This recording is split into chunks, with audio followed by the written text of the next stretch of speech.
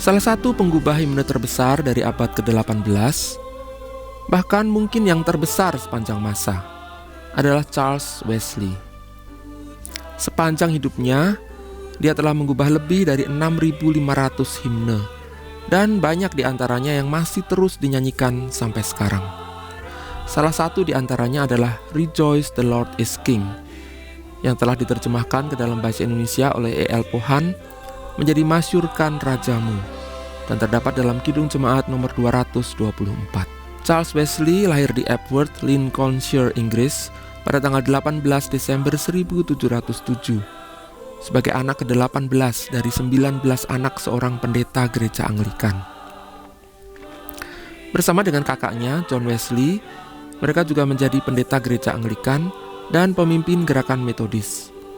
Walaupun Charles sendiri sampai akhir hayatnya pada tahun 1788 sebenarnya tidak setuju dengan pemisahan gerakan tersebut menjadi sebuah denominasi baru. Pertama kita akan melihat sejarah penciptaan nyanyian ini. Pada tahun 1744, John Wesley menerbitkan sebuah buku berjudul Moral and Sacred Poems, yang di dalamnya terdapat puisi karangan Charles Wesley yang berjudul Rejoice the Lord is King ini. 2 tahun kemudian, Charles Wesley sendiri menerbitkan sebuah buku nyanyian yang memuat puisi yang sama, tapi kali ini dalam bentuk himne. Awalnya himne ini dinyanyikan dengan melodi yang digubah oleh John Frederick Lamb, seorang teman dekat Wesley.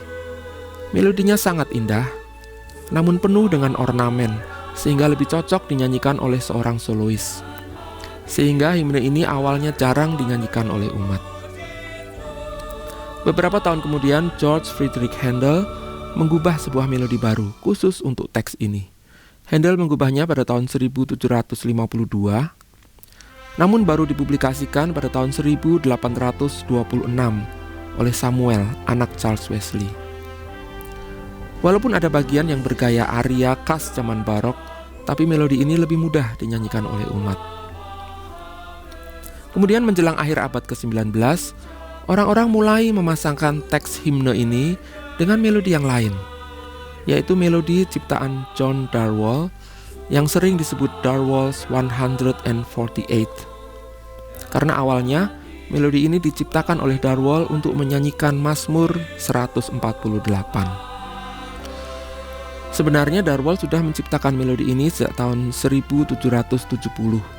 Namun baru pada akhir abad ke-19 melodi ini bergabung dengan teks Wesley, dan inilah melodi yang sampai sekarang terkait paling erat dengan nyanyian ini. Sekarang kita akan melihat isi nyanyian ini.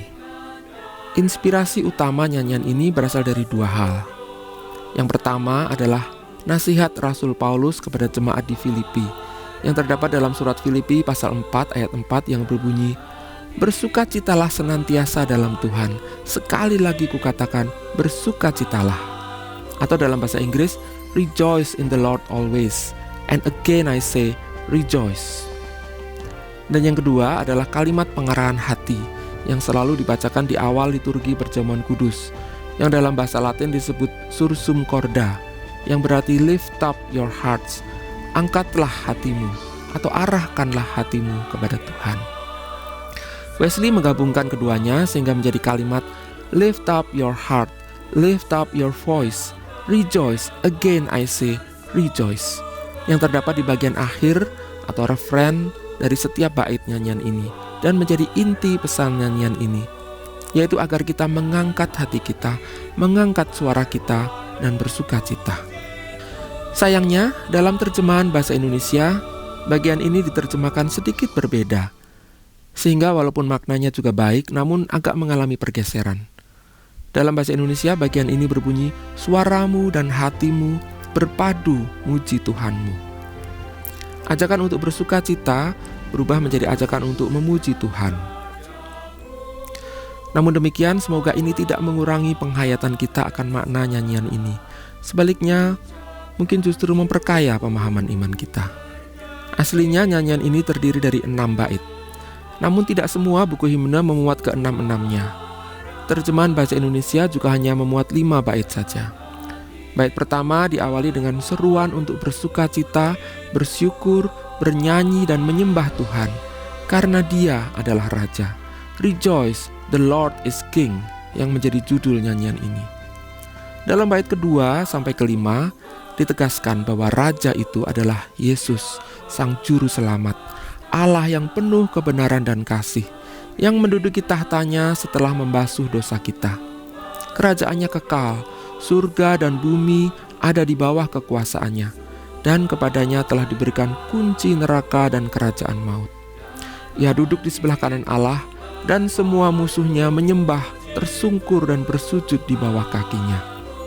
Kalimat-kalimat yang kuat dan bergaya kredo atau pengakuan iman ini membuat bait-bait ini tidak banyak berubah sejak diciptakan sampai sekarang.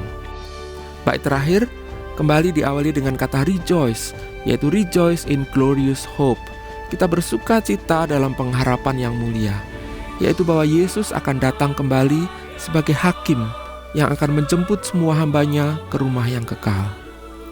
Bait ini sebenarnya diakhiri dengan refren yang berbeda, yang menggambarkan para malaikat bernyanyi dan sangkakala berbunyi menyambut kedatangan Tuhan kembali ke bumi. Tapi belakangan refren bait ini disamakan dengan bait-bait yang lain. Sekarang yang terakhir kita akan melihat melodinya. Melodi yang digubah oleh Darwall, walaupun tidak secara khusus diciptakan untuk teks gubahan Charles Wesley, namun sangat sesuai dengan suasana dan makna nyanyian ini. Gerakan melodinya terus-menerus mengarah ke atas. Di bagian awal, nyanyian ini dibuka dengan 6 nada yang bergerak naik seperti anak tangga, mulai nada do rendah sampai do tinggi, dengan interval atau lompatan antar nada yang makin lama makin besar.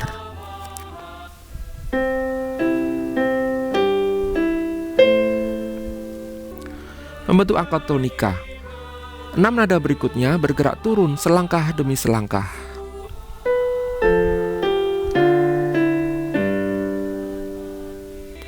Yang segera dibalas lagi dengan gerakan ke atas, kali ini dengan lompatan-lompatan yang lebih besar dan mencapai nada yang lebih tinggi.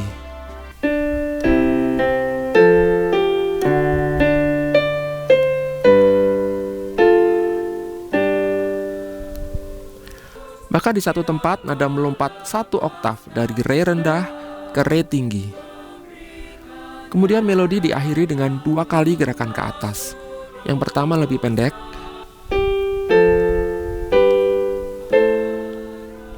dan yang terakhir melangkah satu persatu dari nada terendah ke nada tertinggi.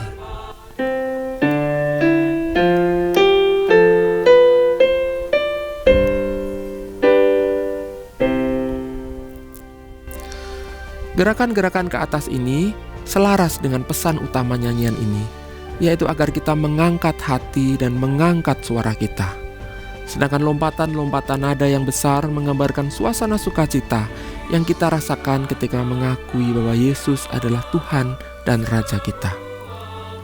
Yesus, Sang Anak Domba yang telah menghapus dosa kita, Ia berkuasa atas surga dan bumi, seluruh alam semesta, bahkan alam maut dan kunci neraka ada di tangannya. Karena itu kita bersyukur, bersuka cita, memuji Dia dan menantikan kedatangannya dengan penuh pengharapan. Dan seperti yang diungkapkan dalam judul terjemahan bahasa Indonesia nyanyian ini, mari kita memasyurkan Dia.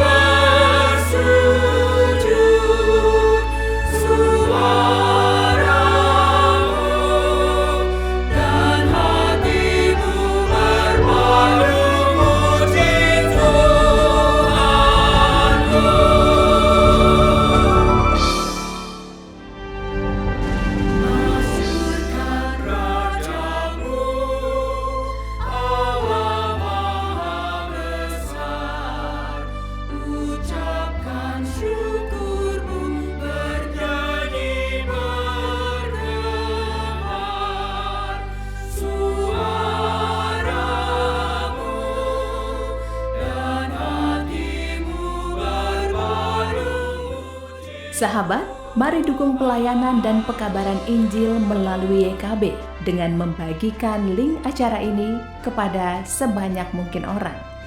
Dukungan juga dapat saudara lakukan dengan mentransfer dukungan finansial ke rekening BCA ke nomor 450 305 2990 450 305 2990 atas nama Yayasan Komunikasi Bersama.